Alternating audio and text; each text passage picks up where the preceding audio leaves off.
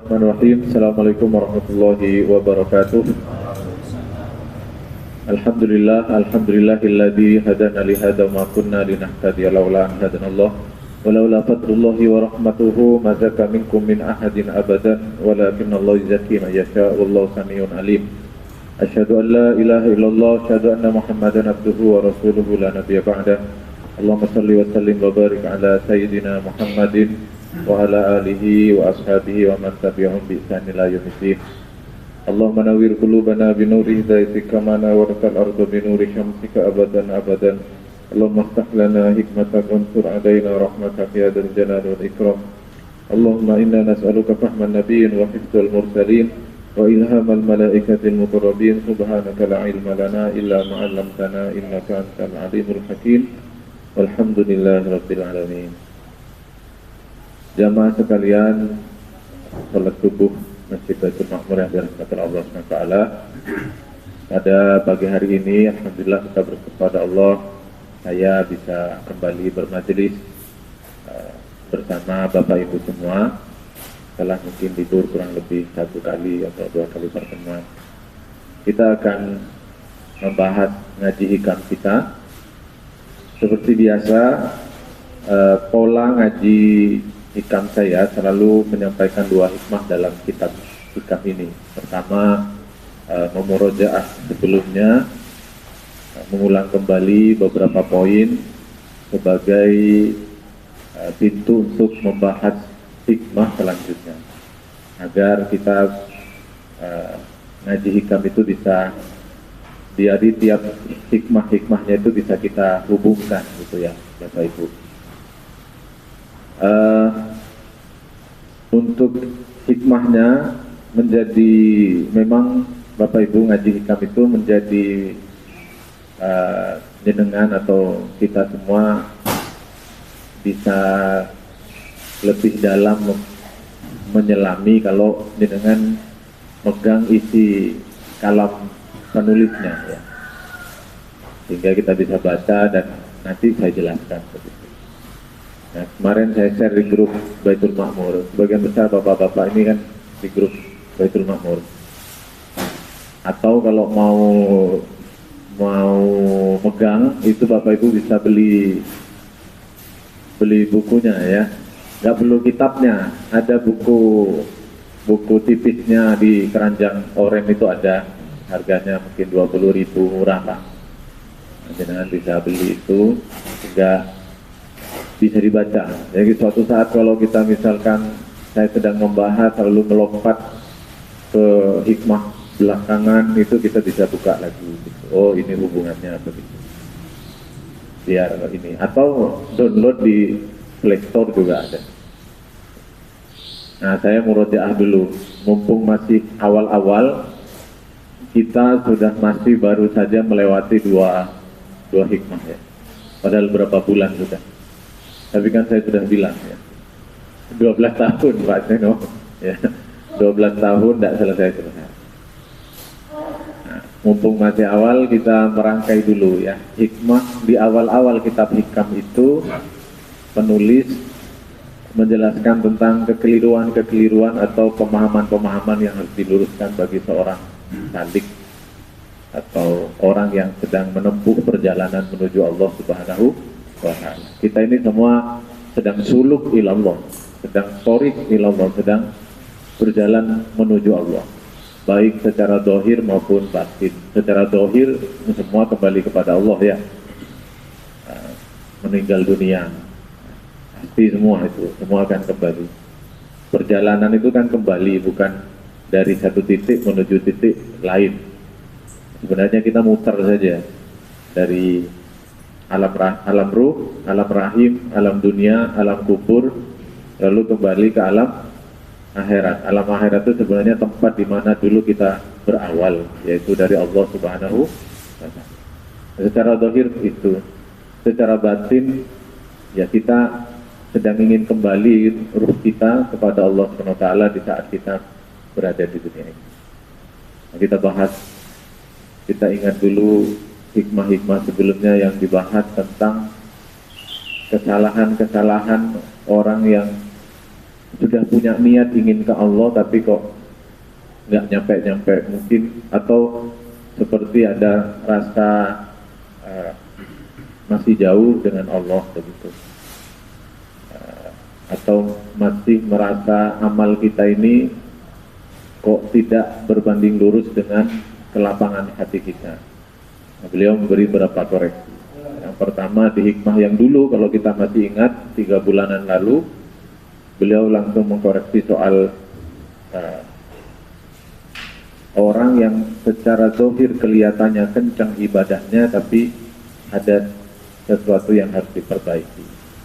Nah, kalau kencang maksiatnya itu nggak masuk dalam pembahasan sini ya. Kalau kencang sonhoreknya dengan suka itu nggak masuk. Ini buat orang yang lagi semangatnya tapi ada yang harus dikoreksi. Nah, satu di hikmah pertama beliau berkata, min alamatil i'timadi alal amal nuqsanur raja' inda wujudid dalal.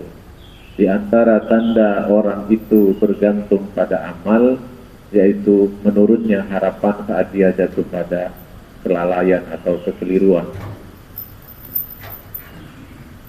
Secara tersirat, beliau ingin memberi hikmah ini, ingin beri koreksi.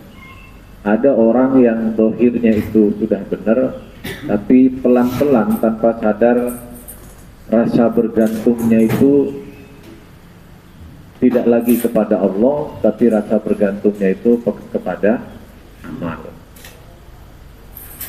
Yang bergantung kepada duniawi lewat, tak usah dibahas. Ini wis bukan level ya.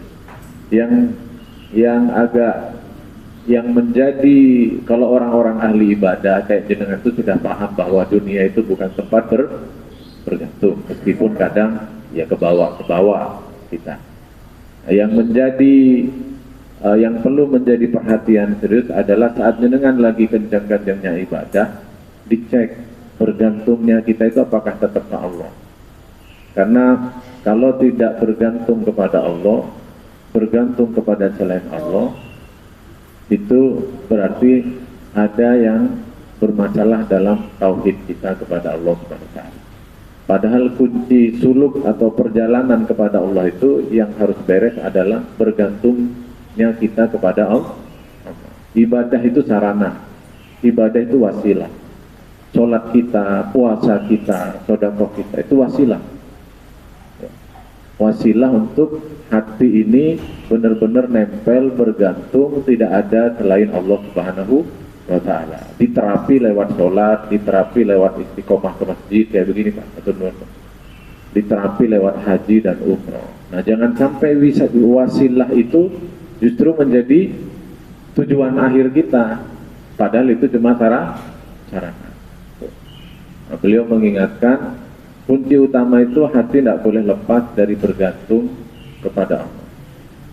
Tidak boleh bergantung kepada selain Allah. Bahkan sekalipun itu yang kita gantungi itu amal soleh. Coba ya. Yang tanpa sadar kita gantungi itu adalah sholat-sholat kita. Apa yang salah? Tetap keliru, karena nggak boleh amal soleh dan sebagainya itu bukan tempat bergantung, bergantungnya tetap kepada Allah. Nah, kemudian beliau menjelaskan, opo tanda-tandane, wong dohirnya podo solate, dohire podo sodakoe, podo api dohirnya, apa yang menjadi penanda masing-masing itu? Beliau menyampaikan ukur sendiri, salah satunya adalah kalau kita ini jatuh pada kesalahan, apakah itu dosa, tapi dosa itu azzalal di sini bukan dosa besar ya, dosa-dosa kecil lah, atau amal soleh yang kita tinggalkan, yang kita abaikan. Ketika kita jatuh pada situasi itu, saya tanya dulu ke Bapak Ibu, mungkin enggak jenengan jatuh ke situ? Oke, jangankan jenengan sama saya, wali pun itu juga sama ya. Bukan berarti kalau sudah level wali tidak pernah berbuat dosa, sama saja. Cuma nanti yang membedakan antara kita dan wali itu adalah etika mereka saat jatuh pada dosa. Nah, saat jatuh pada itu, rasa berharap jenengan itu berkurang. Maksudnya apa? Ada dua makna di sini, yaitu ketika jenengan lagi solih-solihnya, lagi bagus-bagusnya, itu Anda itu berdoa, minta kepada Allah itu pede banget gitu. Ya, pede banget. Pas lagi berhaji, itu sok nangis tuh di Arafah itu. Bisa doa-doanya itu bisa mantep pas di depan Ka'bah. Pas giliran di Indonesia, kemudian dia merasa tidak sesoleh waktu di tanah suci, doanya juga menurun, rojaknya itu juga menurun. Nah, kenapa menurun? Apa bedanya di Mekah di Indonesia? Aslinya loh ya. Harusnya berharap terus juga kepada Allah, tetap kencang. Dia malu, dia tidak pede, dia putus asa karena gagal membawa amal kepada Allah Subhanahu wa taala. Padahal Allah itu tidak lihat amal-amal kita. Kalau Allah itu mau ngasih, ya nggak peduli kita ini sedang maksiat atau lagi taat. Setuju? Kalau Allah itu dipengaruhi oleh kita, berarti Allah tidak qiyamuhu binafsihi, tidak berdiri sendiri. Padahal sifat Allah itu qiyamuhu binafsihi. Terserah Allah mau ngasih hidayah itu dengan cara prosesnya lama sekali. Riyadhahnya harus baca wirid, harus tahajud, harus ini, ya terserah Allah. Allah mau ngasih hidayah itu kepada orang yang baru saja maksiat, boleh enggak? Boleh, terserah Allah. Kalau takmir enggak boleh, kalau bos enggak boleh, karena baru masuk langsung kasih jabatan, bermasalah, ya kan? Ini ada karyawan lama sudah mengabdi, ini baru langsung ditaruh. Tapi kalau Allah, terserah Allah. Setuju Pak ya? Nah, seorang salik harus lurus di sini dulu. Kalau Anda jatuh pada kesalahan, tetap berharap ke Allah. Makanya Sayyidul Istighfar itu apa bunyinya? Abu ulaka bidambi wa abu ulaka binikmatika alayya wa abu bidambi. Baik, Anda ngaku Anda salah, tapi juga harus akui oleh Anda bahwa saat Anda itu jatuh pada salah, ada nikmat yang Allah masih berikan kepada Anda, yaitu apa? Nikmat taubat itu, nikmat beristighfar itu dari siapa? Kemampuan kita atau dari Allah? Dari Allah. Jadi Anda disuruh tetap percaya diri. Anda berbuat salah baru saja memang. Tadi barusan berbuat salah. Tapi Anda taubat itu juga adalah nikmat dari Allah.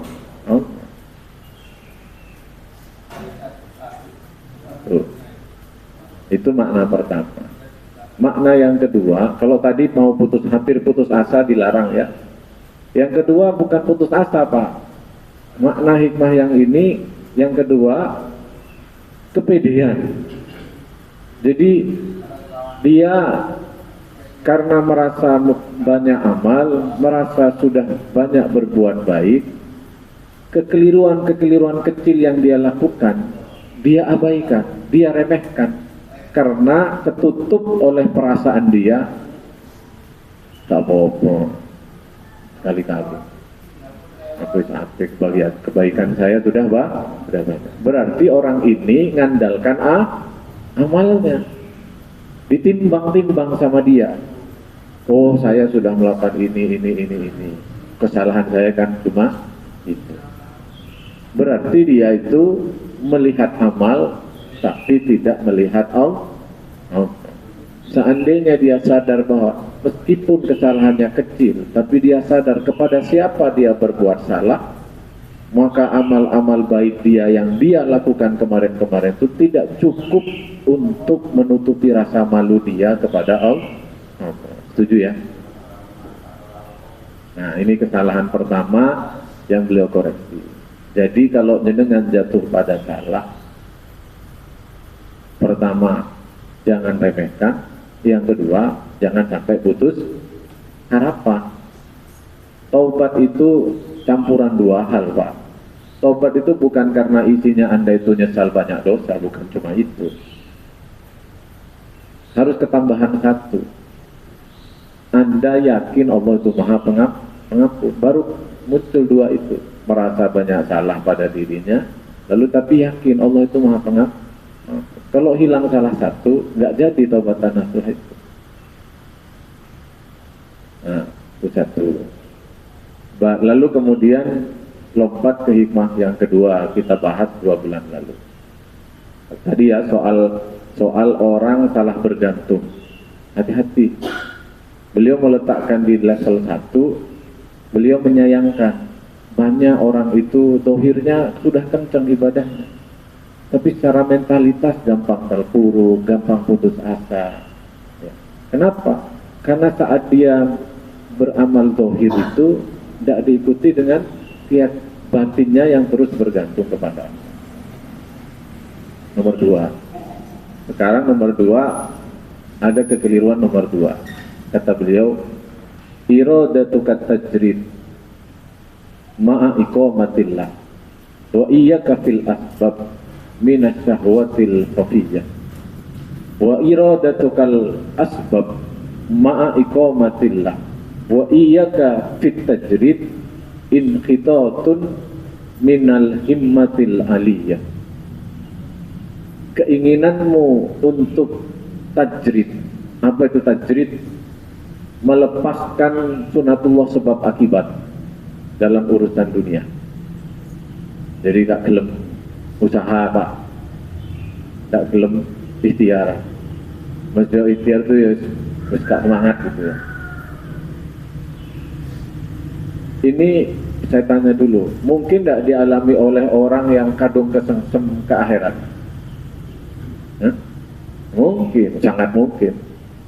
Yang jadi sindiran atau apa kritikan cendekiawan muslim itu kan agama ini kemudian menjadi umat terbelakang. Ya, salah satunya karena ada efek begitu, saking kesengsemnya ke akhirat, ke urusan dunia itu tidak minat gitu. Nah, maka beliau pada kekeliruan ini itu juga bisa terjadi pada orang yang awal-awal sedang antusias ke akhirat. Dia seperti mendapatkan apa ya, pencerahan, enlightenment gitu ya. Ini yang saya cari selama ini, ternyata dunia ini hanya tipuan, kan begitu ya. Awal-awal dengan menemukan titik balik itu kan ada itu ya Pak ya.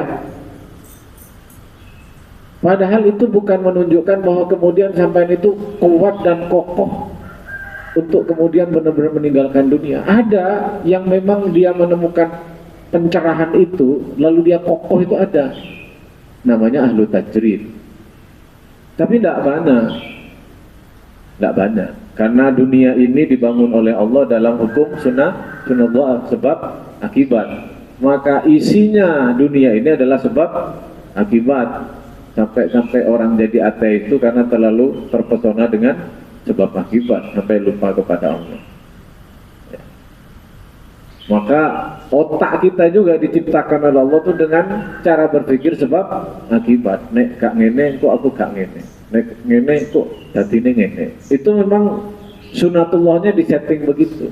Cuma ada hamba-hamba Allah SWT yang dipilih oleh Allah dalam ini disebut ahlu tajrid. Mereka yang sudah marem bersama Allah. Bahasanya orang yang sudah usul. Ada 2 istilah Pak ya. Ada suluk, ada salik, ada wasil.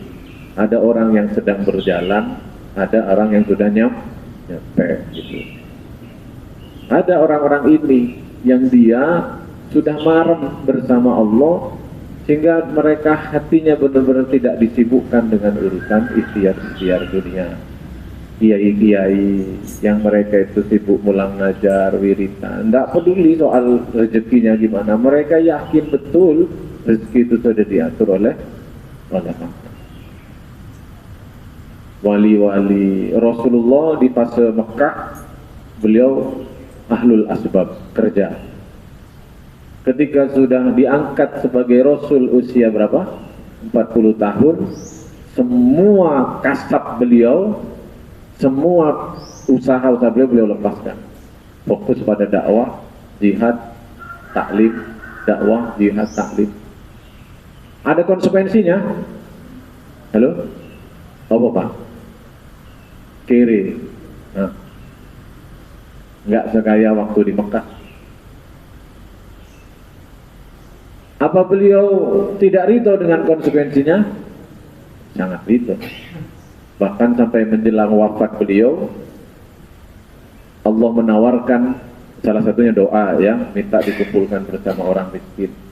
Yang kedua, beliau itu sebenarnya kalau mau kaya ya bisa, karena dari ghanimah itu 1/5 itu untuk beliau ya. Cuman beliau kan memilih untuk meninggalkan itu. Saat beliau mau meninggal dunia, Allah menjelang beliau wafatnya itu, Nabi pernah ngendika di hadapan para sahabat, ada seorang laki-laki ditawari oleh Allah, oleh Rabb-nya, apakah dia itu memilih mendapatkan hadiah berupa emas ya, sebanyak emas 2 gunung Uhud. Gunung Uhud itu melingkari kota Madinah ya Pak ya, mendapatkan emas dan kekayaan sebesar gunung Uhud, atau dia pulang kembali kepada Rabb-nya. Hamba ini kemudian berkata, aku memilih pulang kepada. Yang bikin kemudian di pojok sana ada seorang laki-laki yang lembut hatinya, yang peka perasaannya, menangis sejadi-jadinya, yaitu siapa? Abu Bakar. Dan hamba itu adalah siapa? Rasulullah SAW. Beliau dengan secara sengaja menerima konsekuensi ketika jalur ikhtiar itu beliau tidak tempuh ya. Dan itu usul atau tajrid. Apakah ada yang seperti itu? Ada. Sebaliknya, Sayyidina Abu Bakar ketika beliau itu menjadi khalifah, beliau tetap memilih berdagang. Nanti dijelaskan di akhir hikmah ini, tak jane mau dagang, mau ahlul asbab, mau ahli tajrid, tak jane sama-sama bisa sampai kepada Allah. Yang tidak sampai malah kalau offset. Offsetnya gimana? Seperti hikmah ini, keinginanmu untuk tajrid, untuk melepaskan jalur-jalur sebab akibat, terutama dalam hal urusan dunia. Padahal ya, Allah meletakkanmu di kedudukan asbab, orang yang harus memikirkan hidup, memikirkan rezeki, memikirkan ikhtiar, mengusahakan, membuat sebab-sebab supaya tidak jatuh pada sesuatu yang tidak diinginkan, mengusahakan sesuatu yang menurut logika bisa sampai kepada sesuatu yang membuat kita bahagia, membuat kita nyaman dalam hidup dunia ini. Padahal kita ditaruh di situ, diletakkan oleh Allah di situ. Kata beliau, tidak ada baiknya sama sekali. Hati-hati. Tidak ada baiknya sama sekali, karena itu lahir dari syahwat yang samar atau syahwat yang tersembunyi. Ketok aneh sampai itu, orang itu bukan apa ya, orang itu kemudian gak mudun-mudun ke masjid misalnya ya, tasbih diputar terus gitu, tapi tidak matang. Tapi boleh jadi itu bukan benar-benar murni karena nur yakin yang mendarat atau yang jatuh ke dalam hatinya seperti Nabi atau seperti wali-wali itu. Itu dia itu hanya karena ada alasan lain, bukan karena faktor yakin. Dia menetapi jalan tajrid itu, jalan tidak usaha itu. Ada syahwat khofiyah. Saya sudah nyampaikan di pertemuan, syahwat khofiyahnya apa? Pertama, dia boleh jadi melihat orang-orang yang sudah wusul, orang yang sudah nyampe, wali-wali, ulama-ulama, dihormati orang, ya Pak ya, didatangi orang, dimintai apa? Dimintai doanya ya, dimintai doanya, dimintai nasihatnya. Muncul dalam perasaan dia, nggak lihat riadohnya, nggak lihat suasana hatinya, tapi lihat ahli tajrid ini kedudukannya ternyata istimewa di hadapan manusia. Nah terus dia pengen kayak gitu. Itu karena Allah atau karena syahwat yang halus? Syahwat yang halus. Dia pengen, ya apa ya, aku nang kantor jadi wong biasa, gak direken wong. Cobalah sekali-kali rotok gondrong titik ya, ngilang 3 bulan, balik-balik isok bahasa semut misalkan ya. Balik-balik koyok rotok wong aneh, misalnya rotok aneh titik misalkan. Dan didatangi orang, dan dijalui tunggu, dan dianggap sakti. Nah, ini syahwat yang halus. Mungkin terjadi pada orang-orang itu, mungkin. Hubbul jah itu macam-macam. Keinginan untuk dihormati macam-macam. Ada yang dengan cara memang menampakkan sesuatu yang sifatnya flexing duniawi, ada yang flexing urawi, itu menampilkan hal-hal yang sifatnya urawi. Nah, itu maka beliau sebut, padahal saat itu dia itu belum beres. Boleh jadi mungkin saja kita itu mendapatkan kilatan ahwal ya, kekaguman pada Allah. Anda mendapatkan insight, enlightenment, pencerahan bahwa dunia ini menipu, dunia ini tidak ada apa-apanya, yang ada akhirat. Boleh jadi, tapi itu bukan menjadi penegas bahwa jenengan itu usul, belum. Dalam level-level keadaan hati, dalam hikam ini nanti ada istilah namanya ahwal, ada istilah namanya maqam. Kalau ahwal itu belum stabil, Pak. Sampai lagi soleh, nanti lagi tidak soleh, itu ahwal itu. Makanya doanya, ya muhawwilal ahwal, hawil halana ila ahsanil hal. Kalau makom itu wis jejeg, Pak. Nah, sentuhan-sentuhan Anda itu mengalami saat tahajud, tiba-tiba memaknai dunia itu, merasa dunia itu ternyata kan apa-apa.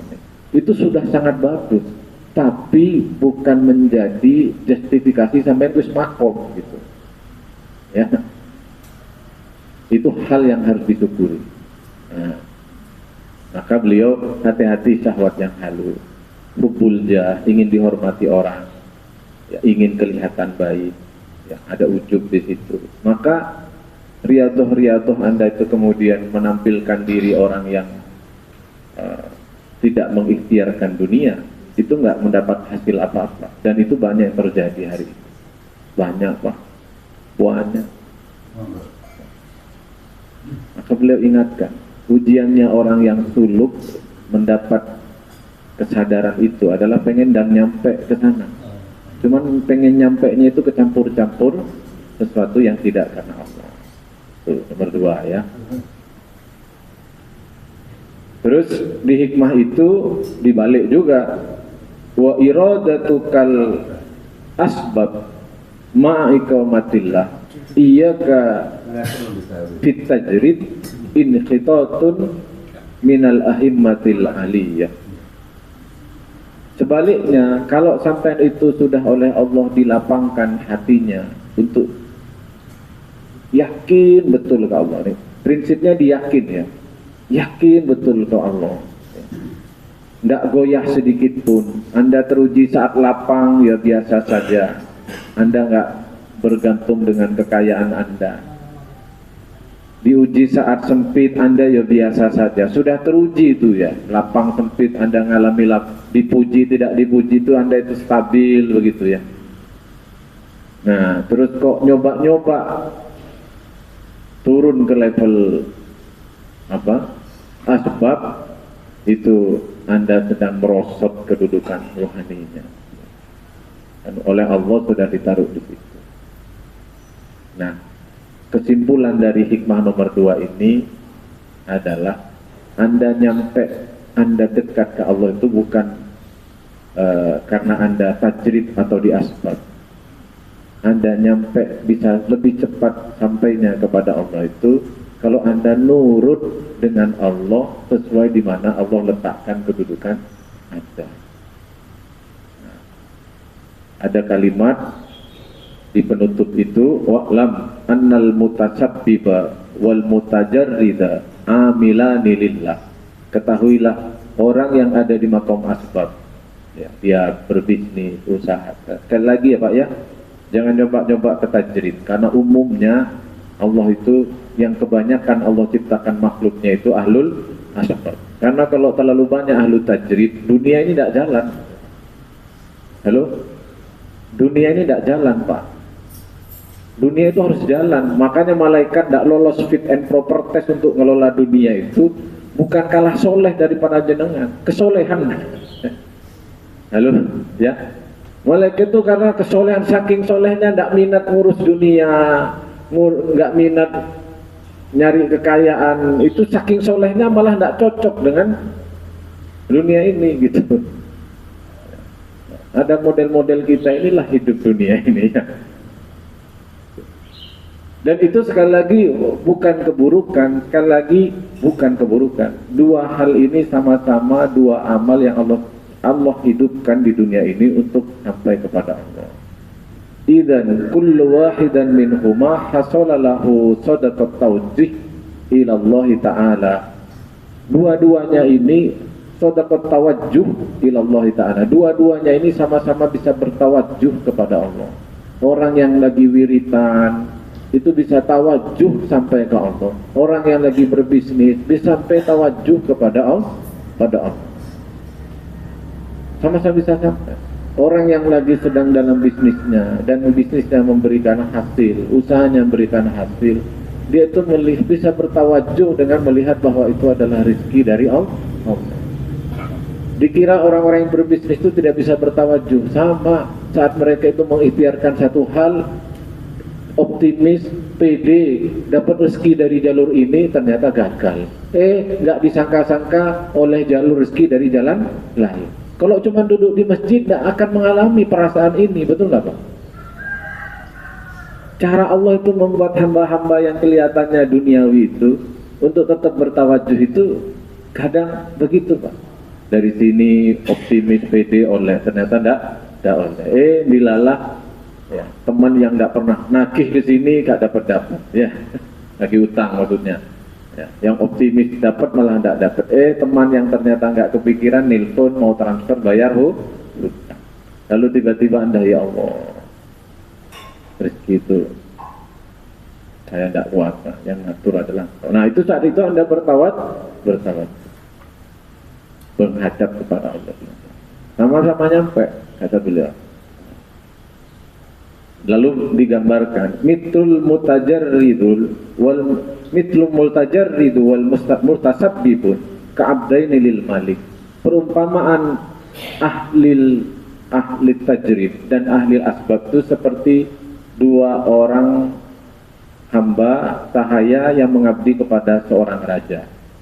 Hamba sahaya pertama oleh raja dibilang, kamu keluar dari sini, coba siapkan semua ambil air di sumur, kemudian perbaiki ladang, air bisa bikin pertanian yang bagus. Yang satu kamu di sini, tetap di sini bareng sama saya. Yang tadi disuruh ke sawah dan sebagainya itu dia meskipun fisiknya jauh, dekat nggak dengan sang raja? Dekat, karena nurut kepada raja. Yang ini juga gitu, yang disuruh diem nunggui raja, nemani raja, juga dia sedang mengabdi kepada sang raja. Dua-duanya sama-sama baik. Yang tidak baik itu kalau yang ini pengen melok-melok ngurusi sawah, yang di sawah, di kongkonang sawah gak gel. Intinya nurut. Baik. Nah sekarang lompat ke hikmah yang ketiga. Ya, pendek hikmahnya Pak, tapi ini prinsip yang harus dipegang. Saya melihat banyak orang mengeluh, saya banyak ibadah tapi saya kok kayak depresi ya Pak.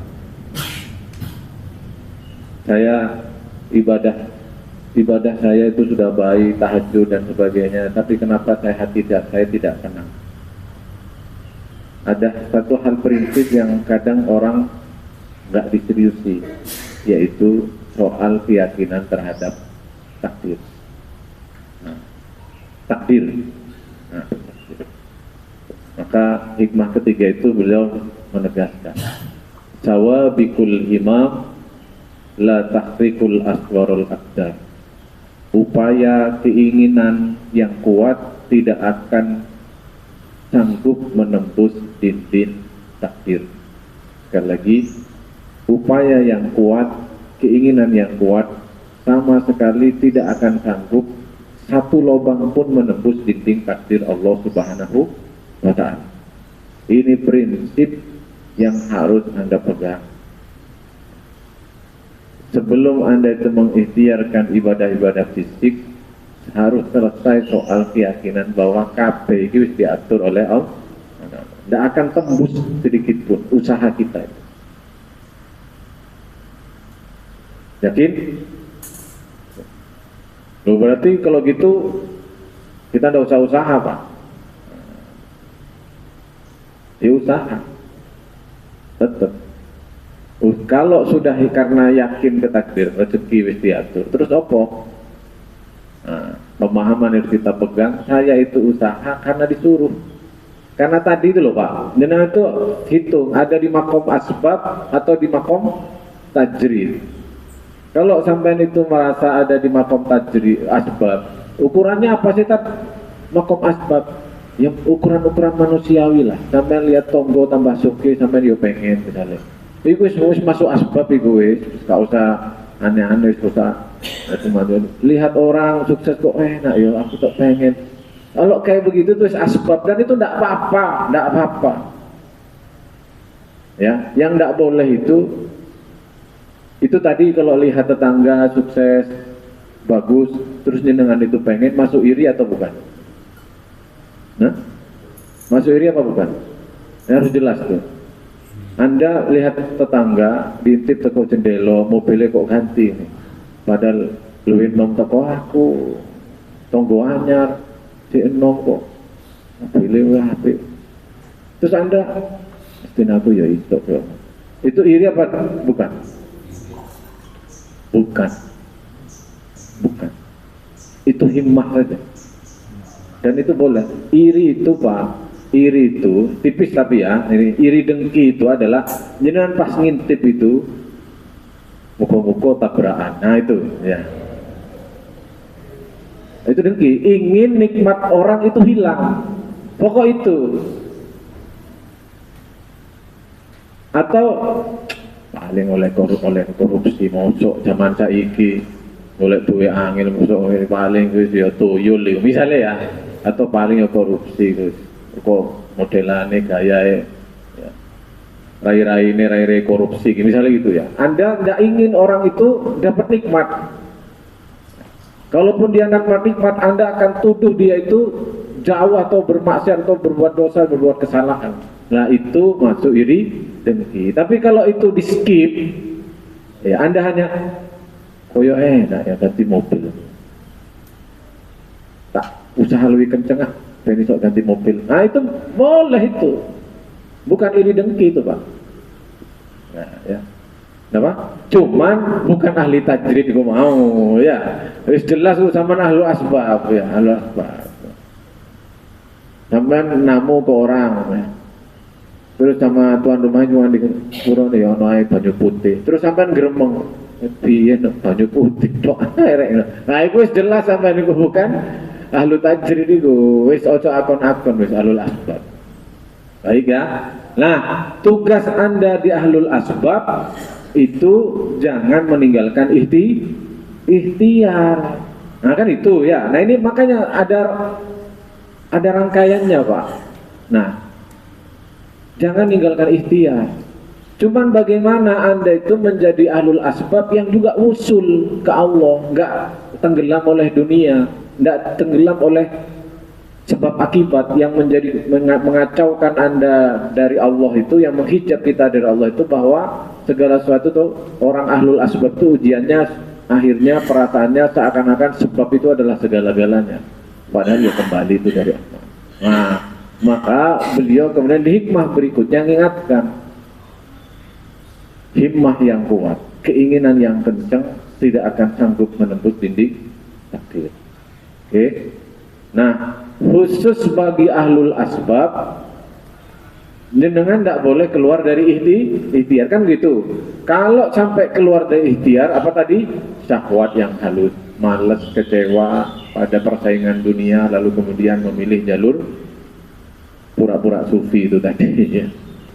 Nah, kalah bersaing ke sana gitu. Nah, Anda harus tetap ikhtiar apapun itu, karena nanti usul Anda itu dari situ. Anda itu kalah dengan orang, usaha gagal terus, justru usulnya sampai itu di situ, bukan kemudian meninggalkan ikhtiar. Justru sampai itu ngelemprek ke Allah itu karena dagangan habis dipucuki wong, lalu sampai nangis Allah tuh.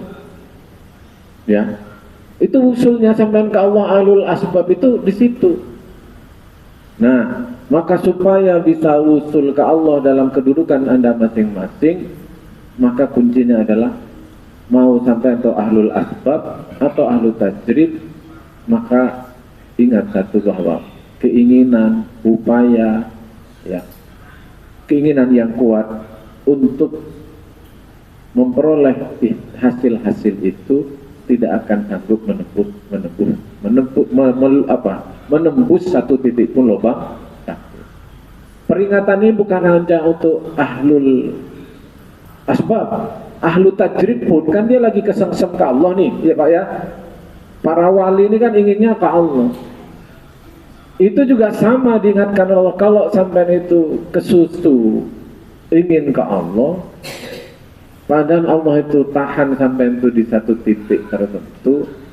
Justru cara sampainya ke Allah itu Anda tuh nerimo, Allah taruh di situ. Sedihnya para wali itu apa Pak? Kalau dia jatuh pada kesalahan, maka beliau ingatkan, salahmu itu juga cara Allah. Allah juga yang menentukan itu. Wahai salah itu. Jadi Anda itu ya nurut saja.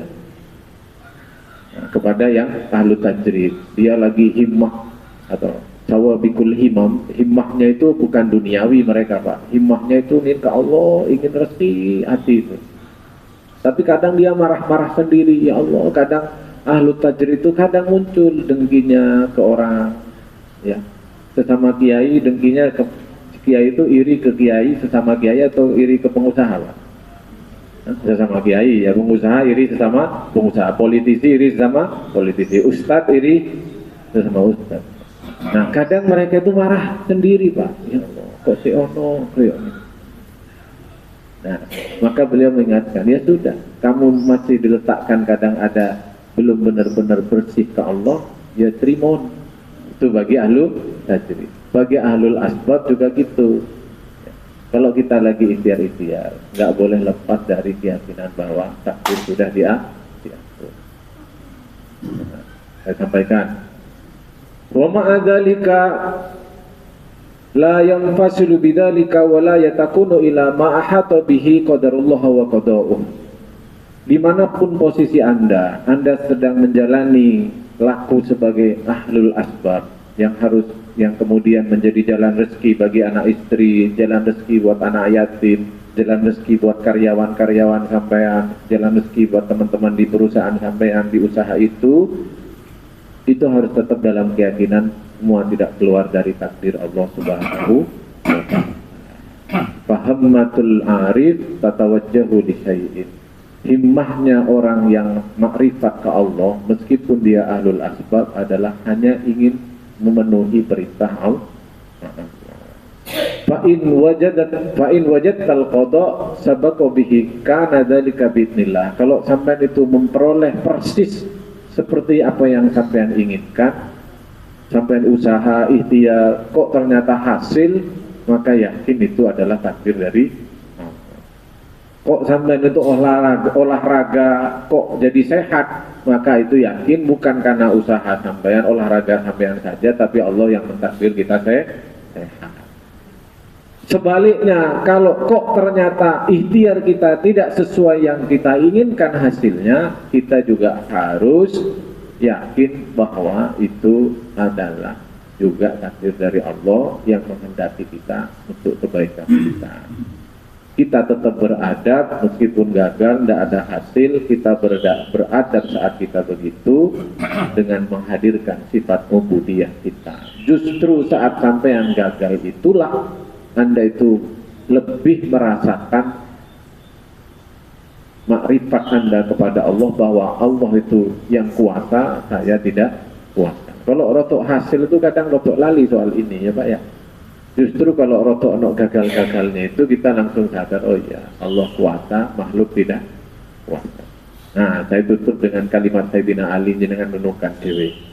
Wa qad kana Syekh Suyukhuna Sayyidina Ali radhiyallahu anhu yaqulu nahnu idza qulna syai'an fa kharaja farahna marrah wahidatan wa idza lam yakhruj farahna asra marratan wa dzalika li tahaqquqihi bi ma'rifatillah. Kami, kata Sayyidina Ali, kalau apa yang kami ucapkan itu hasil atau terjadi, kami senang satu kali. Berapa senangnya? Satu saja. Akan tetapi kalau apa yang kami ucapkan itu tidak hasil atau tidak muncul atau tidak terjadi, kami senangnya 10 kali lipat. Karena saat tidak ada hasil itulah kami benar-benar bertahakkuk kepada Allah, benar-benar merasakan betul kedudukan Allah di mana, kedudukan saya di mana. Wah, isok dengan kayak gitu Pak. Nek hasil itu ya senang ya, ya makan rek. Tapi kalau sampai gagal itu senangnya 10 kali lipat. Ya apa caranya itu? Tapi bisa kebayang Pak ya, kenapa seperti Sayyidina Ali dan orang-orang itu seperti itu. Karena yang dia targetkan itu bukan tercapainya hasil. Yang dia targetnya itu adalah selalu beradab, beretika bersama Allah. Dan beliau menyadari saat gagal itulah dia merasakan betul-betul bisa beretika yang pantas di hadapan Allah. Bahwa saya lemah, Allah yang maha kuat. Maka itu dianggap sebagai pencapaian luar biasa, dianggap pertolongan dari Allah gitu Pak. Makanya beliau tuh bima ada perkataan lain beliau ditanya qila li ba'dihim bima arafta rabbuk, bagaimana sampai mengenal Tuhanmu Sayyidina Ali, bagaimana sampai makrifat kepada Allah itu ya apa bayangan kita jawabannya mungkin oh sholat, wiritan atau apa, enggak. Ternyata beliau jawab binaqdil azaimi, dengan cara dipatahkannya keinginan-keinginan kuat. Saat itulah saya makrifat kepada. Pernah kejadian Nabi dibuat oleh Allah mimpinya keliru. Ya, dalam perang Badar itu id yurikahumullahu fi manamika qalilan walau arakahum katsiran lafasiltum wala tanaza'tum ya angkum fil amri walakin Allah sallam ya. Allah sengaja ngasih mimpi ke Nabi, dan Nabi ketika nerima mimpi pede itu dari Allah. Dan mimpi Nabi itu saat mau perang Badar itu mimpinya itu pasukannya sedikit, pasukannya orang kafir.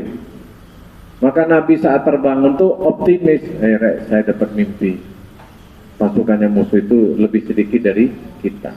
Semangat, pede perang lawan mereka. Jumlahnya sedikit, mimpinya datang saya lebih sedikit. Ternyata yang datang gimana? Tuhannya.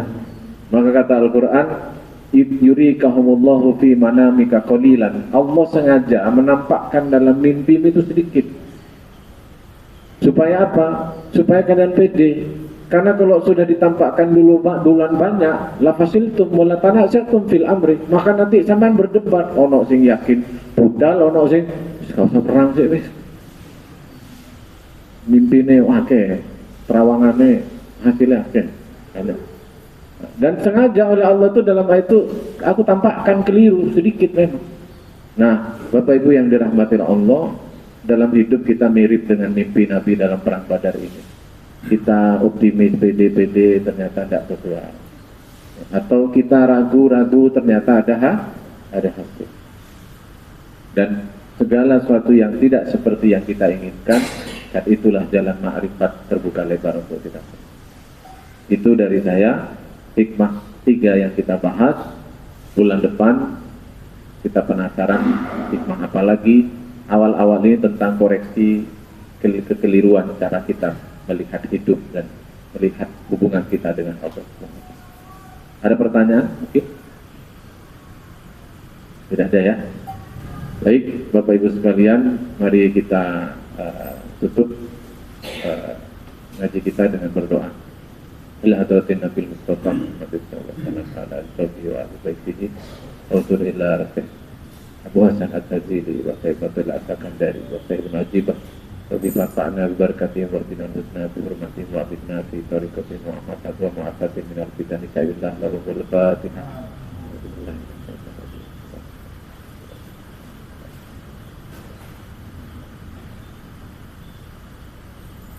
Bismillahirrahmanirrahim. Allahumma shalli ala sayyidina Muhammad. Alhamdulillah rabbil alamin.